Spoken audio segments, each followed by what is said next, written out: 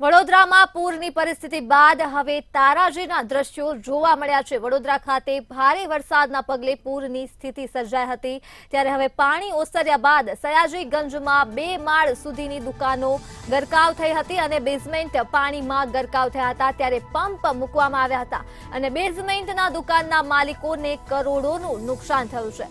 તો વડોદરામાં પૂરના બાદ હવે તારાજીના દ્રશ્યો સામે આવ્યા છે, જ્યાં પૂર બાદ આ ભયંકર દ્રશ્યો જોવા મળી રહ્યા છે અને સયાજીગંજમાં કુલ 2 માળ સુધીની દુકાનો પાણીમાં ગરકાવ થઈ ગઈ હતી। બેઝમેન્ટ પાણીમાં ગરકાવ થતા જ પંપ મૂકવામાં આવ્યા હતા પાણીના નિકાલ માટે। તો બેઝમેન્ટના દુકાનના માલિકોને ભારે નુકસાની વેઠવાનો વારો આવ્યો છે અને તારાજીના દ્રશ્યો વડોદરાથી સામે આવી રહ્યા છે, જ્યાં દુકાનદારોને હાલ ભારે માત્રામાં નુકસાન થયું છે પૂરના કારણે। પૂરના પાણી સમગ્ર વડોદરામાં ફરી વળ્યા હતા, ત્યારે હવે પૂરના પાણી ઓસરતા જ આ તારાજીના દ્રશ્યો જોવા મળ્યા છે, જ્યાં દુકાનદારોની દુકાનનો સામાન સંપૂર્ણપણે પાણીથી ભીંજાઈ ગયો છે। પાણીના કારણે આ સામાનને ભારે નુકસાન પહોંચ્યું છે।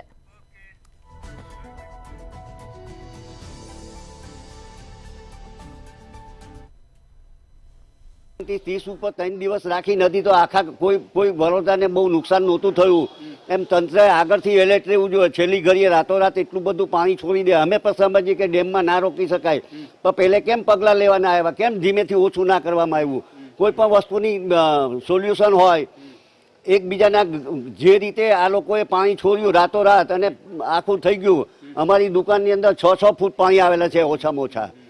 આવી રીતે થોડું હોય કે તંત્રએ પહેલાંથી પગલાં લેવા જોઈએ, સાવચેતીનું ધ્યાન રાખવું પડે। જે તે ડિપાર્ટમેન્ટના હોય, કોઈ કમિશનર હોય, ડેપ્યુટી મેયર હોય, જે બધા બી હોય, મેયરે બધાએ આ ભેગા થઈને ડિસિઝન લેવું જોઈએ। આ તો પાણી આવ્યું પછી બી કોઈ બહાર નથી નીકળ્યું। આ વખતે સોસાયટીઓમાં પણ લોકોની બહુ જ પરેશાની હતી। કોઈ હજુ સુધી આ પહેલી ન્યૂઝ એવી હશે કે અમારે સુધી ખાલી પૂછવા આવી છે અમને કે ભાઈ તમારી વેદના શું છે। આમાં વેદના તો બધા જોઈ શકે છે કે દરેક વ્યક્તિને આ પારાવાર સયાજીગંજ તો આખું ડૂબી ગયું છે। લગભગ સયાજીગંજમાં 15 ફૂટ પાણી હતું।